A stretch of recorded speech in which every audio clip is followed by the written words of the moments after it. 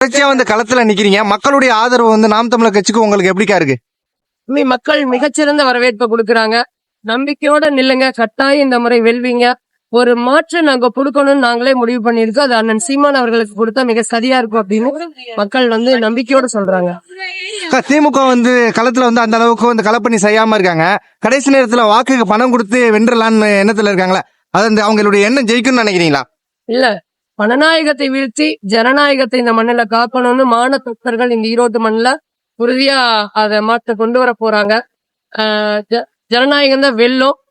அந்த மக்கள் அப்படிதான் ஒரு சிந்தனையோட இருக்காங்க. பணத்தை அவங்க கொடுக்கலாம், ஏன்னா அவர்களால மக்களுடைய வாக்கு அப்படிதான் விலை பேச முடியும். ஆனா அதையும் தாண்டி மக்கள் சிந்திக்க தொடங்கிட்டாங்க அப்படின்னு நான் நம்புறேன். நீங்க வந்து வென்று சட்டமன்றத்துக்கு போனீங்கன்னா இந்த ஈரோடு மக்களுடைய பிரதான பிரச்சனையை எதை பத்தி பேசுவீங்க? இங்க அடிப்படை தேவைகளை நிறைவேற்றப்படாம தான் இருக்கு.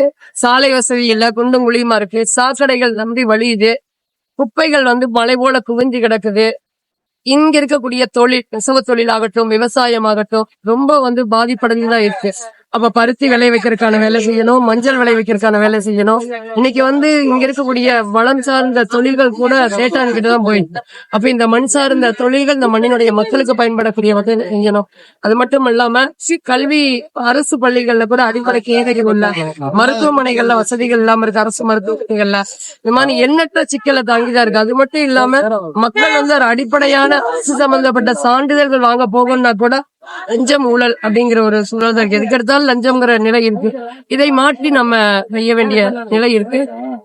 அலுவலகம் வந்து 24 மணி நேரம் திறந்து இருக்கணும். மக்கள் வந்து சட்டமன்ற உறுப்பினர் எந்நேரம் பாக்கலாங்கிற நம்பிக்கையோட இருக்கணும். அது மட்டும் இல்லாம இன்னும் பல வேலை திட்டத்தோட, செயல் திட்டங்களோட தான் நான் இந்த கடத்துல பெரியார் பிறந்த ஈரோட்டு மண்ணிலேயே பெரியார் கடுமையான விமர்சனம் வைக்கிறீங்க.